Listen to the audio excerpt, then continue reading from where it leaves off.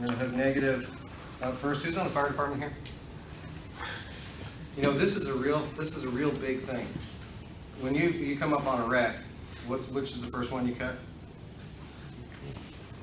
The first one that we cut, Yeah. whatever one we can get. Whatever one you get to.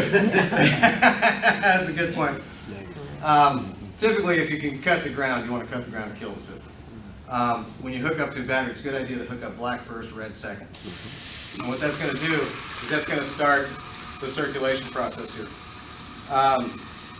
Did you hear that suction noise? That's the water running through this venturi or injector. Okay? This actually will pull down on my finger. That's just water just circulating from that little pump, moving through there. These tubes, one just slides into the other, and it's a nice snug fit into there. This is connecting this tube to the top of this chamber, this gas, which will be the gas chamber here. When I hook this up to the venturi, if I can do this here, you may have to get up and take a look at this because of the way this is sitting. When I hook this up here, what happens is it's I can't really pick this up and show you, but what's happening is there's a vent on top of this, and it's pulling atmosphere into this solution down here, and it's percolating up through the inside of this. That's doing a couple of things.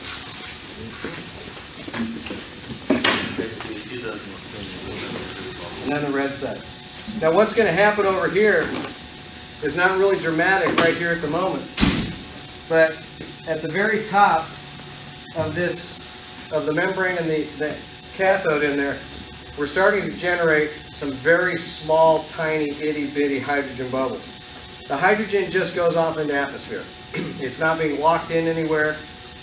You might get a little hydrogen here, but we're pulling it right back out and putting it in the water, and it's just dissipating into the water. So it's not any kind of an issue whatsoever. Your water here, I can see it's working pretty well. Your water here is it pretty hard? You have a lot of mineral in the water at this place? Okay. When that happens, what's happening is there's a reaction that's slowed way down because the electricity can't jump across from positive to negative real well because of the minerals. The minerals are absorbing that. So if we take a little bit of salt, which that was way too much, and we just put a little bit of salt in there, what that does is it cranks up the electrolytes in the water, and it gives it a good jump across there. Now what's happening, just since I've done that, if you look at the top quarter inch, half inch of the water, it looks foggy. This is going to get foggy down to about where my finger is, and it's going to look like a cloud in there, and that's all hydrogen that's building up and just going off into the atmosphere. If you don't see this process happening, the unit is not working. If you see it happening, you're generating chlorine. And we are generating chlorine right now. This is actually firing up pretty well. These are not just crimped in there, they're actually crimped and soldered, and they're also sealed with silicone to keep moisture and so forth from getting down in there.